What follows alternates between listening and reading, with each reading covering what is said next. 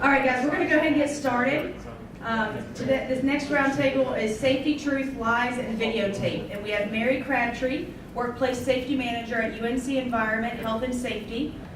She has been there for 20 plus years, and she is a UNC grad herself. So I will give her the floor. Thank you. It looks like the odds are going to be good because I decided this year we would play a game instead of just me going through a bunch of safety slides. So how many have heard the game Two Truths and a Lie? Oh, come on, there's got to be more, especially the younger group. Come on. I know you've played this before. So I'm going to start off with an example. I love to drink Fireball whiskey. Don't start it yet. I love Bud Light, and I love fruity martinis. So which one is the lie? Bud Light. Fruity martini. How many said fruity martinis? Oh, I love martinis. Pineapple martinis, mango martinis, pomegranate martini. I love them. How many people said Fireballs? Oh, come on, Andy. You know I love Fireballs. I do not like Bud Light. I'm more of a Coors Light person. So whoever said Bud Light, you know how to play this game. All right, so normally you would tell everybody to silence their phone, but since you're all high-tech people, if you'll pull out your phone, we're going to play a game together.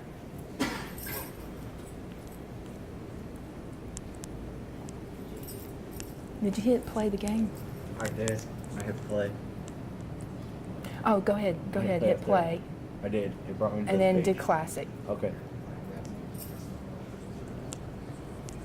All right, so what you need to do is go and put in on your website, Kahoot. There you go, Kahoot.it.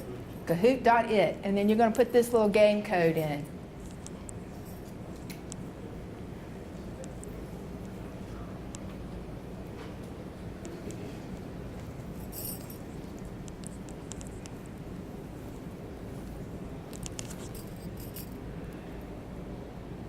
So let's make sure when we put our names in, we got kind of clean names.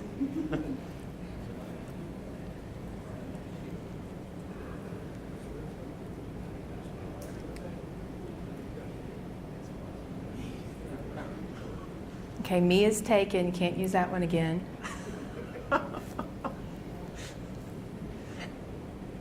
Hey, Niemeyer, how come you didn't put in Sheldon? Can I go back and change it? You gotta get out. Clean name. There you go. I like that one. That one's probably going to be the winner.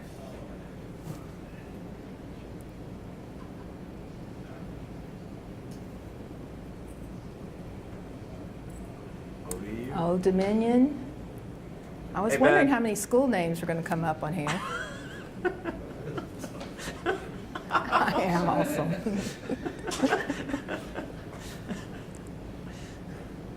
Saskatchewan.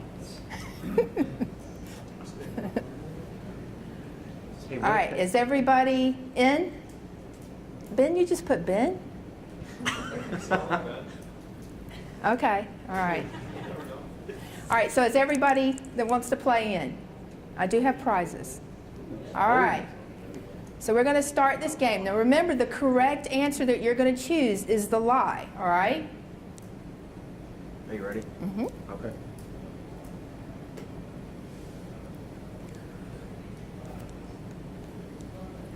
So the first question is about scissor lifts.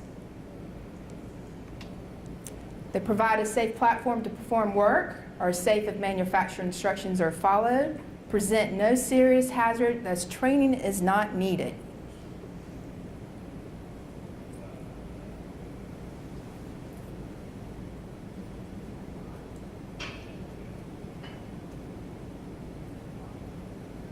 All right, the correct answer presents no serious hazard, thus training is not needed. So if you are operating scissor lifts and you think you don't need to have training, you are wrong. All right, so right now Adam is in the lead. Well, I'm just overachieving. Employees. Employees can file a complaint with OSHA. Employees can be retaliated against for raising safety concerns, and employees have the right for safe working conditions.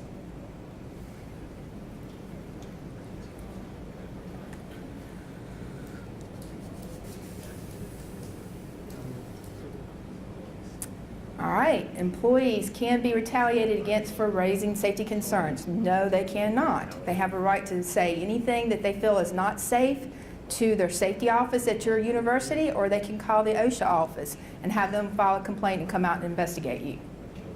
All right, let's see who's winning so far. Still Adam.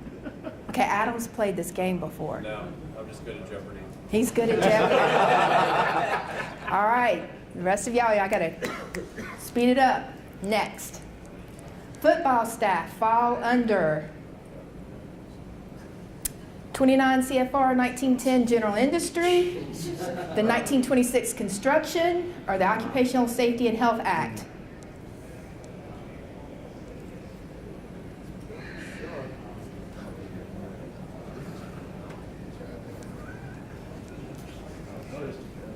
Everybody's guessing. I see a lot of shaking heads.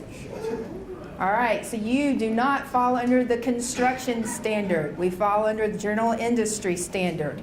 And under the general industry standard, that means you have to provide fire protection at 4 feet. Under construction standard, it says 6 feet.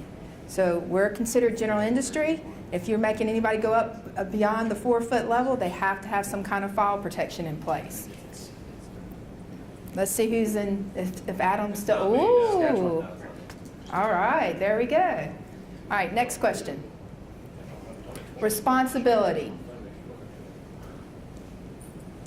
Employees are responsible for providing, employers providing a safe and healthful work environment, employees not responsible for anything, and supervisors are responsible for providing training and mitigating hazards.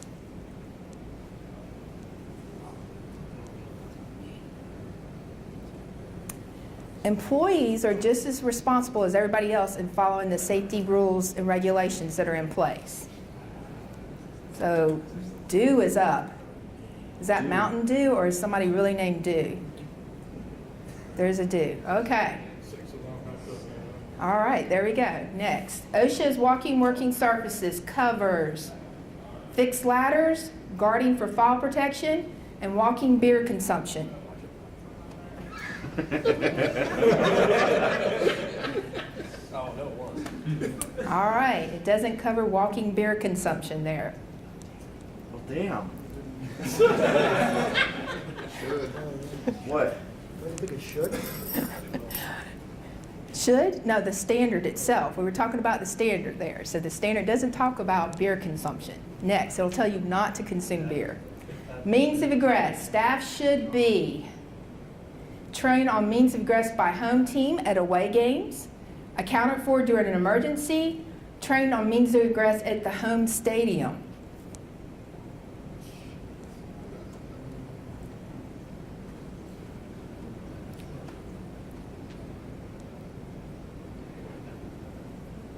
So the lie is trained on means of egress by the home team at away games. So when you take your staff to an away game, it's your responsibility to make sure they know how to get out of that area safely and where to account for them for. So let's see who's winning here. Oh, there we go. Taco Casa. All right. Next. Scissor lifts do require a pre-inspection before daily operation, not require a delivery inspection, and require a functional emergency descent.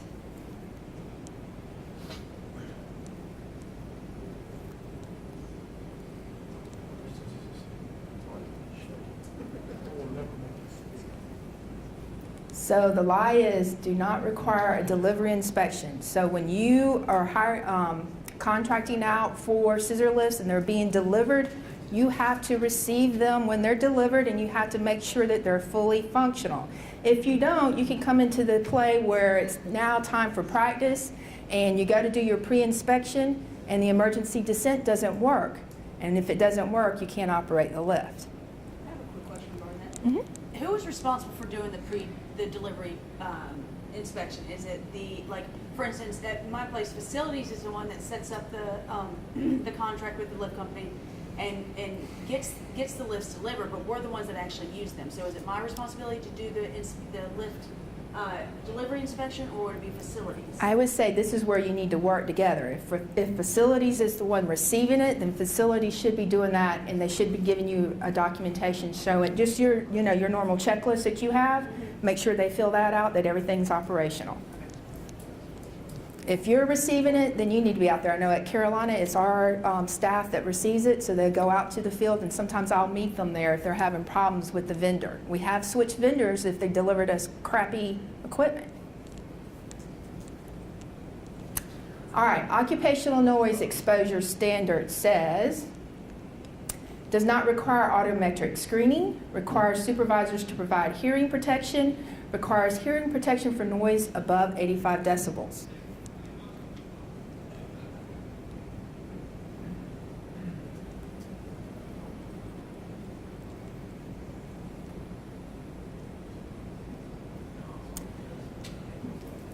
If you're under the Occupational Noise Hearing Conservation Program, it does require audiometric screening on an annual basis.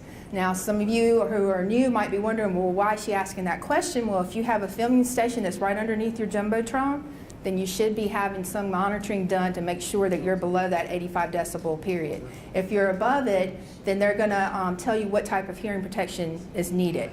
And the 85 decibel only is if you're of an 8-hour time weighted average. So sometimes you can have a peak, a little smaller stale level, and if it is higher at that level, then you would be required to have hearing protection. So just think about that in the talk earlier when you're doing facility designs. You know, do you really want your filming station right under the Jumbotron? All right, let's see who's heading. Oh, Taco Casa is still up there. All right, next. General environmental controls. Hazardous areas require signs to prevent accidents. Why have signs? People are smart enough to avoid hazards.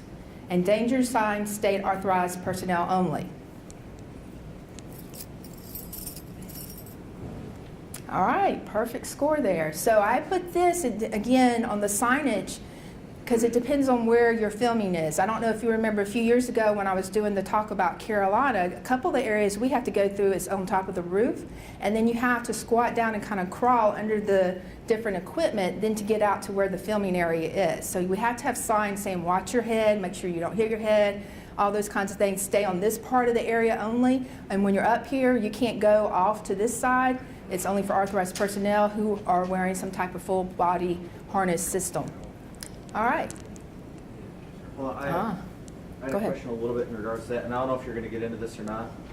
We're doing like a construction project on our camp in athletics right now, which requires us to walk into the construction zone, construction areas. Is it a good idea, in addition to having training with the contractor, to have maybe a member of the campus safety team with you? You should, and I'm wondering, are you wearing a hard hat and a safety vest? We haven't gotten to that point yet, but Yes. it's going to happen Yes. this fall. So if you're having some new design put in place in your facility and they're wanting you to come and give them feedback, some of the talk that was earlier, it's important to provide that feedback so it doesn't get value engineered out. That's a key term in our area too.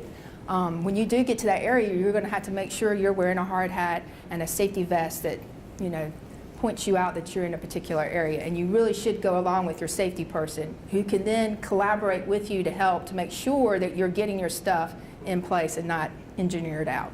Okay. All right, electrical safety.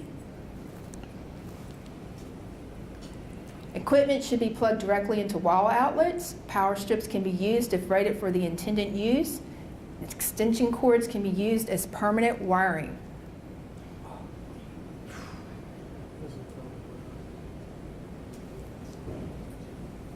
So under OSHA, you cannot use extension cords as permanent wiring. If you are, you need to get your electrician to come out, put you another outlet in or something. You cannot do that. It is the #1 hazard, and usually that is the #1 cause of fires in different areas because it's not even rated for that continuous use. Okay? Oh, Taco Casa is Come on, still Leon. leading. Fire prevention. Extinguishers can have miscellaneous items stored underneath them. Extinguishers should be inspected, and pool stations should have no storage around it.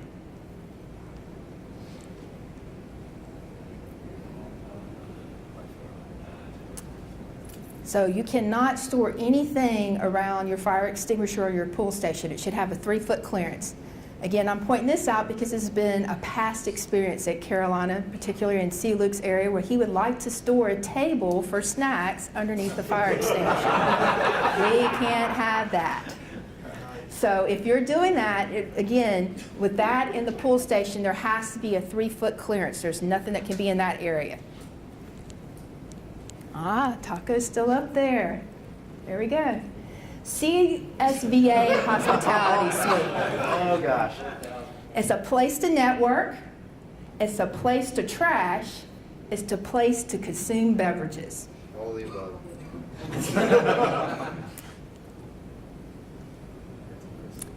Place to trash. It's not a place to trash. So we want to keep our hospitality suite and have a lot of fun out there, but if you're drinking and you're eating chips or whatever, you know, your mom's not here, throw the stuff in the trash can. That was kind of a gimme. All right, next question. Material handling and storage.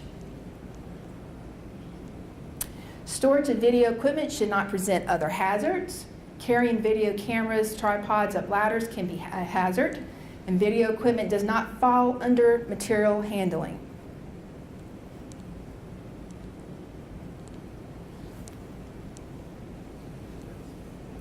Okay, so if you've ever looked at the standard under general industry, it'll talk a lot about moving boxes and how boxes are stored or whatnot, but it's really supposed to be the principle behind it. So it can be any type of equipment. So again, if you're storing your video equipment on shelves, make sure they're good storage shelves, that they don't tip over and fall and cause another hazard. Make sure that they're not at some high level that they might fall off, and everything on the bottom level is like the lighter stuff, because then it tips over, it's heavy that way. And a couple of areas that I've been in, that's what I've seen, that people are just like stopping it up at the top. Maybe we need the last guy, I forgot what school he was with. Yeah, maybe we need him, and we can be a little more organized of how we're going to put our stuff on the shelf. Taco is up there. General duty clause covers video cameras, everything with a specific standard, covers heat and cold exposure during practices and games.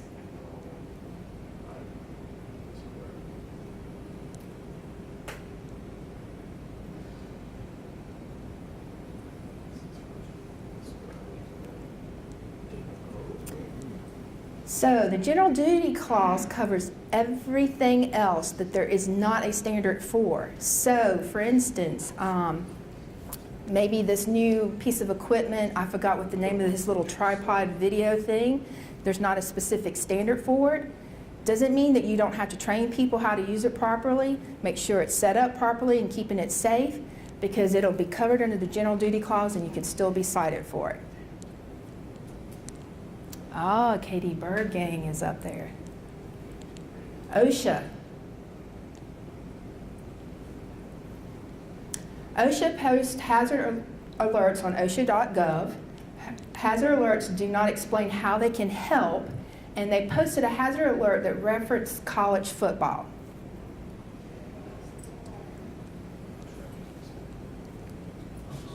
Whoa, whoa, whoa, whoa, whoa. I forgot to pull this out, but I did want to let y'all know that there are hazard alerts posted on OSHA.gov that tells you how to help. And unfortunately, I don't think any of you want to be that school, and I brought it just in case you didn't believe me, that they're talking about scissor lift safety, and what is the reference? The football accident at Notre Dame. The only accident that's listed.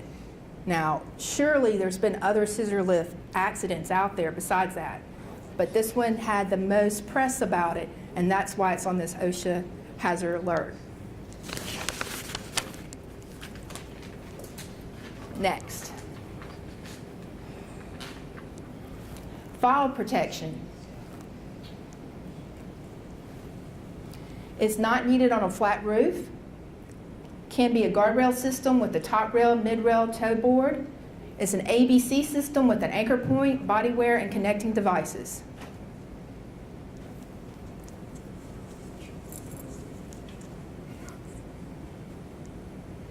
All right, great. Only one person missed this one. It is needed on a flat roof. Just because the roof's flat doesn't mean you don't have to have fire protection. And I know for us at Carolina, originally, a few years ago, that's where they would do a lot of their filming over the top of our law library. And when you can't do it because there's no system in place for them to tie off on with some kind of full body harness system. So if you have that, you shouldn't be up there unless you have a guardrail in place or a personal fall arrest system in place. Scissor lift. Scissor lift gates should be closed and fastened in their proper position. Platform railings can be used to rest feet upon, and platforms should be kept clean and free of slip hazards. Perfect. So somebody's doing their training out there. So yes, whenever you are on an aerial work platform, whether it's scissor lift, boom lift, whatever that case may be, your feet have to be flat on the platform. You can never rest your legs. No matter how long the practice is, 2 hours, whatever, you're tired, you still have to keep your feet on the platform. All right, next question. Tipping hazards can occur if wind exceeds max allowed amount, can occur if the max workload is exceeded, and will not occur if you use extra material just to level the lift a little bit more. Perfect. So you can't use any extra material to level the lift out. If the ground is sinking, like I said many years ago with Carolina, put a concrete pad. If you're having problems getting that, which is one thing that CLUC was having, call your safety office. They'll help and collaborate with you so that you can get the things that you need. You can still use boards for that too, right? You cannot use boards. Okay, sorry. I didn't ask that. That's why she said no leveling agent. They're putting in a pad, so. You don't have to lean. No, you don't have to lean. That's why we're sharing information.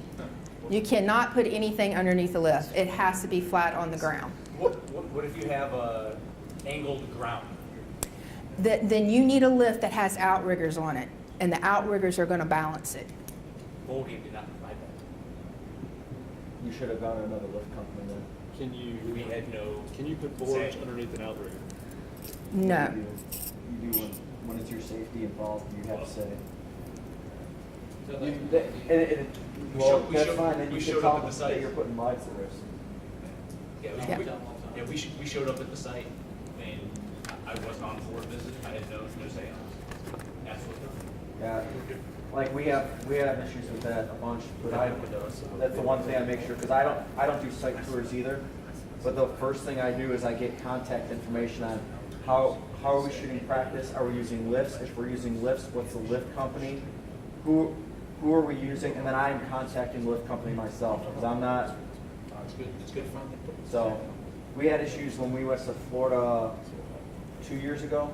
They gave us lifts that were basically meant for pavement, and we were out in the grass with them. They got stuck when we were moving them. I spent 4 or 5 hours trying to find somebody on Christmas Day to get new lifts brought out for the next day. So. Yes. All right, I think we have one question left here. Recognizing potential hazards. Well, actually, we have 2 questions. Is everybody's responsibility? Is the supervisor's responsibility? Or is only the safety professional's responsibility?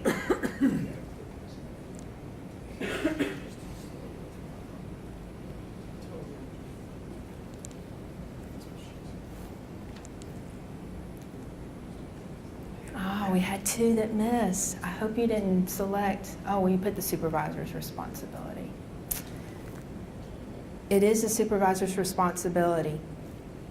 Recognizing potential hazards. So whatever, just as Matt was talking about, you're at a bowl game, you see issues, you've got to get them corrected. You are the supervisor over that person who's going to be doing whatever work for you. So you got to make sure that the hazards have been mitigated. Most of the time, people always say it's just the safety professional's responsibility, and it's not. All right, last question, scissor lifts again. Employees can use lift for non-work intended purposes. Supervisors should evaluate employees to ensure proper use. And trained employees are the only ones allowed to operate. There's a typo there. So we had some internet issues and some different things problem, and I had a video of a beer run on a scissor lift. So no, you cannot. I can find that. You want me to find that? You can find it. So, and it was a cop sitting there, like, what are you doing? And the guy's not only got, you know, cases of beer, but he's sitting on a keg of beer as he's driving the scissor lift. So it can only be used for its intended purpose.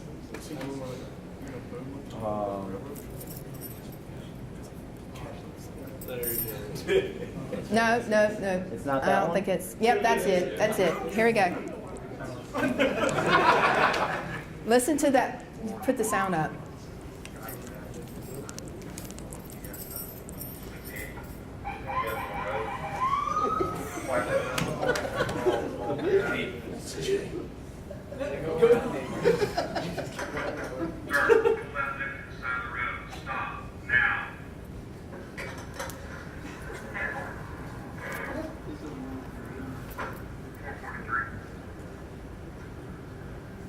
What the heck are you doing out here?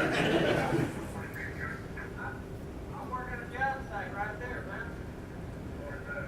Right down there? What are you doing down there? What are you doing in this thing? I just think we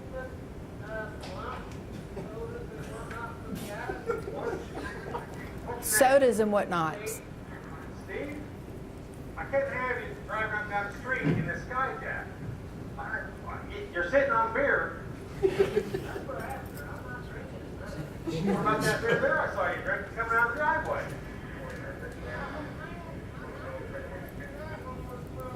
Earlier. Steve, I can't have you driving down the road in a Skyjack drinking beer. Why don't you come on down and talk to me here for a minute? Let's figure this out. Nah, just come on down and get this figured out and we'll get you back to work. Steve, come on down. Steve? You do this the easy way or you do it the hard way? The hard way is when you stop by the hospital.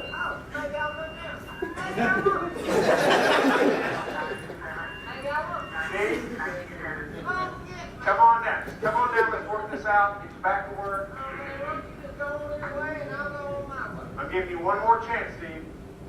Come on down the easy way. All right. You want to play it the hard way? You want to play it the hard way? So you going to come down or are we going to bring you down, Steve? Okay. What are you doing, man?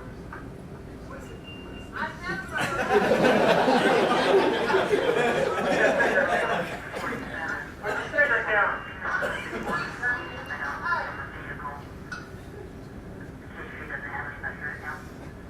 Want me to come in or you want to come over here?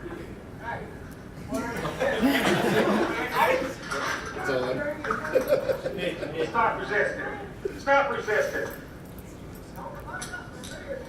You could have did this easy way, but no, you had to do it the hard way, so.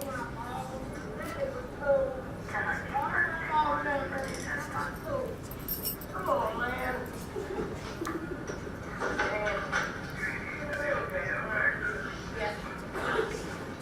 I know my rocks. Dang it, dude. It's just a fucking scissor lift. I forgot it said that at the end. All right, bring my game back up there. All right, let's see who won here. Not me. Okay, Katie. Who is that? Oh, Old Dominion. Come on up. Hey! All right. So I have a few choices for you here. Some of these gifts were from CSVA. Thank you, CSVA. And some of them are from safety vendors. So this first one, and I'll pull the stuff out, is a bag, obviously. Can you tell this is a bag?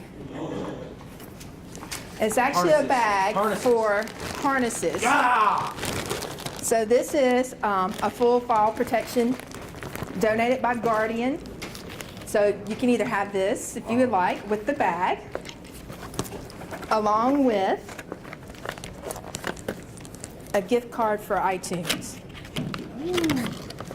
I stuck them all in here.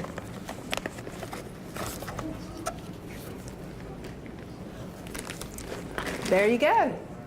I'll have to tell my coworker, his daughter plays lacrosse at Old Dominion, that y'all do things safe. All right. All right, who was number 2? Adam. We got 2, 3, and 4 right here. All right, I just need 2 right now. 2 is number 2. So I have a pair of camouflage safety glasses. Oh, hold on. Get my glasses out. Where are my glasses? Hold on. Oh, God. Okay. So I got a pair pair of safety glasses now. camo safety glasses, and here's your iTunes card. Thank you very much. Thank you. All right, Taco You Casa. want these? These? Oh, the one who said, can we put wood under the lift? They put a platform in. That's okay. Here you go. Here's a Thank you, gift ma'am. card. Thank you for playing. Thank you. I do want to leave you with one thing, because, you know, safety is, not everybody likes safety, and hopefully you're starting to meet your safety people at your office and starting to like them as much as C-Luke likes me. But I did want to share some new stuff that's in place. I don't remember if we talked about it last year, about different things that were happening across, like years ago, UCLA, there was a big incident. Harvard had a big incident. Yale had a big incident with lakes. But there is a new law that's out there, and a new thing that has been put in place. And it's the Worker Endangerment Initiative by the Department of Justice, where they're now prosecuting people, which I knew this was coming down the pipe because they've been doing it in the UK for years, where people, if they find that you have failed to provide the right safety equipment, the right training, you could be prosecuted for that.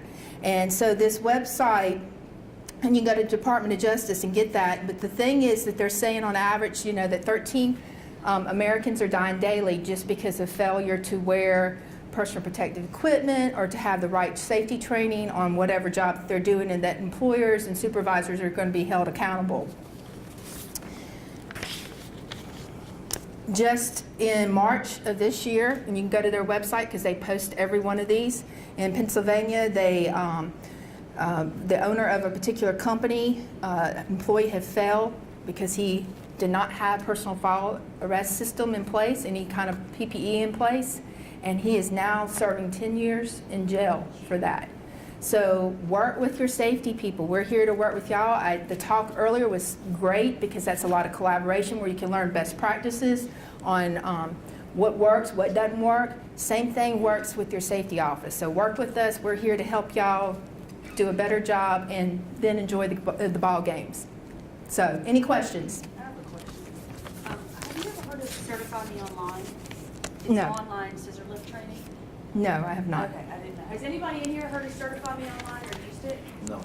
No? Okay. Oh. I'm gonna reach out to my safety group when I get back on campus. But looking around this year, I did find Certify Me Online. It's aerial and scissor lift training and certification, and it's basically an online training and testing for $75 for your students. So I'm gonna reach out to our safety people and see if that would comply with the training standards that we need to be doing. But it might be an easy and cheap way to certify your students. Does your I do campus want to ship- clarify something on this. So with the OSHA standard, that would be good, but there's 2 parts that's required for a scissor lift. There has to be the instructional part, and there has to be the hands-on part. So they have to go out there and physically show you how to operate the lift. So that would be good for one part of it. Does your campus safety officer not offer lift safety training? I know, like, our campus does, and they require it, and they require a either certification that it was done outside or with this person on campus. Because my on campus doesn't cost me anything. It's definitely something to look into. I would bet that our on-campus people have no idea that we even use scissor lifts at practice, to be honest with you. And that's a problem on me that I need to fix. But like I know our people for sure, they require that if you operate a scissor lift at a bowl game, even though it's off campus, you need to be certified. So it needs to be documented that you have used a scissor lift. And by the way, if you don't have a scissor lift, what I was told is you can go and use a similar scissor lift somewhere on campus as long as you are getting trained on the scissor lift that you're using by the rental company if you're on a bowl site when you're there. Yes, rental companies do, there are some rental companies that will do scissor lift training for you. They'll do the instructional and there is a charge. It won't be that $75 charge. It'll be kind of high, but they do it. Any other questions? Okay. Oh, wait, Ham. Because you've talked about it every year now that sometimes there's new people. Can you just go over just real quick, so it'll just be real quick. When you need fall protection in a lift. So what difference between just a quick boom lift, scissor lift, and at what point in a scissor lift? Right. So currently, as standards stay right now, and along with the ANSI standards, if you're in a scissor lift and you're staying in the scissor lift, you do not need additional fall protection Is that at any height? at any height because the guardrail system is your fall protection. It's got your mid rail, your top rail, and your toe board. However, if your manufacturer, and I know right now they still say it's recommended but it's not required, if the manufacturer for your lift requires it, then you're going to have to follow that. Now, if you're on a boom lift, and does everybody remember what a boom lift is? If you're on a boom lift, you have to have a personal fall arrest system in place and be tied off in that, which means that's additional training that you have to have on how to use that harness safely and how to put it on. All right, any other questions? All right, well, thank you so much for your time again this year.